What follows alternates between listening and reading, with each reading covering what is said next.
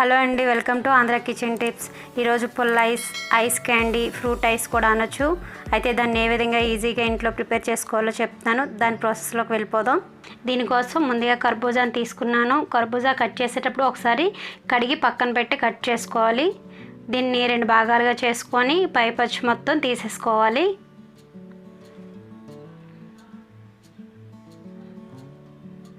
కర్బూజా అనేది జ్యూస్ కానీ ఇలా పుల్లైస్ కానీ చాలా బాగుంటుందండి. ఈ ఫ్లేవరు ఈ విధంగా కట్ చేసుకున్నాను కదా, మధ్యలో గింజలు మొత్తం తీసేసుకోవాలి.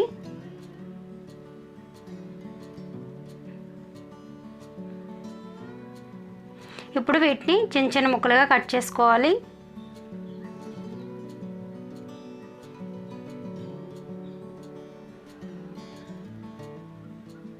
మీ ఇంట్లో ఎక్కువ మంది పిల్లలు కానీ ఉంటే పూర్తిగా తీసుకోండి. కర్బూజా నేను సగమే తీసుకున్నాను.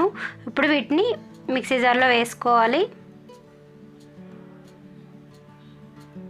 దీనిలో షుగర్ అనేది 3 నుంచి 4 స్పూన్లు వేసుకుంటున్నాను. స్వీట్ ఎక్కువ ఇష్టపడితే కొంచెం ఎక్స్ట్రా యాడ్ చేసుకోవచ్చు. నేను దీనిలో ఎటువంటి వాటర్ యూజ్ చేయకుండానే జ్యూస్ ప్రిపేర్ చేసుకున్నానండి. ఇప్పుడు దీన్ని మనం కుల్ఫీ స్టాండ్ ఉంటుంది కదండి, దానిలో వేసుకోవాలి. నేనైతే అంచనాగా 5 ఐసులకు వస్తుందని 5 తీసుకున్నాను.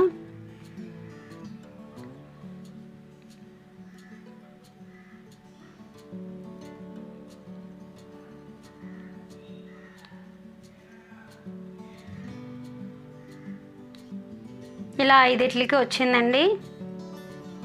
ఇప్పుడు క్యాప్స్ అనేవి టైట్గా క్లోజ్ చేసేసుకోవాలి.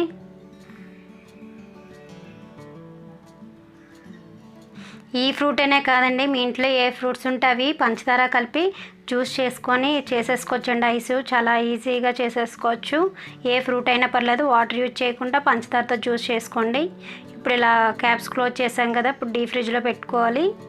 ఇలా డీప్ ఫ్రిడ్జ్లో నేను 20 అవర్స్ పెట్టానండి. కూలింగ్ అనేది ఐకి చేసుకొని ఉంచుకోవాలి. 20 అవర్స్ ఉంచితే సరిపోతుంది. నేను ముందు రోజు ఈవినింగ్ 6కి పెట్టి నెక్స్ట్ డే ఆఫ్టర్నూన్ 3కి తీసానండి. సో మీకు ఇక్కడ వీడియో క్లిప్లో మీకు కొబ్బరికాయ కనిపిస్తుంది కదండి, అవి డీప్ ఫ్రిడ్జ్లో పెట్టుకొని మనకు అవసరమైనప్పుడు తీసుకుంటే చాలా ఫ్రెష్గా ఉంటాయండి. పాడవు కూడా. వీలైతే మీకు కూడా పనికి వస్తుందని చెప్పాను.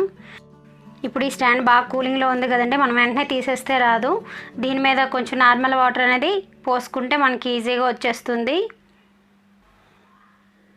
ఇలా వాటర్ వేసిన తర్వాత 2-3 సెకండ్స్లోనే మనకు ఆ స్టాండ్ నుంచి ఐస్ అనేది చాలా సులువుగా వచ్చేస్తుంది.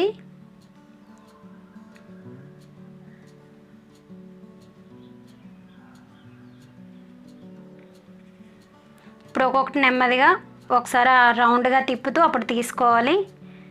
చూసారు కదండి, చాలా ఈజీగా వచ్చేస్తుంది. ఇంట్లో కూడా ఐస్ అనేది ప్రిపేర్ చేసేసుకోవచ్చు. పిల్లలకి చాలా ఇష్టం కదా పుల్ల ఐస్ అంటే. అది ఫ్రూట్స్తో ఇంట్లో ప్రిపేర్ చేసుకుంటున్నాం కాబట్టి చాలా హెల్దీ కూడా.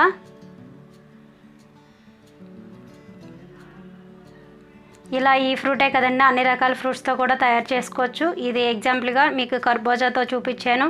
యాపిల్ కానీ, గ్రేప్స్ కానీ, మన ఇంట్లో ఏ ఫ్రూట్స్ ఉంటే ఆ ఫ్రూట్స్తో ఇలా పుల్ల ఐస్ అనేది తయారు చేసేసుకోవచ్చు.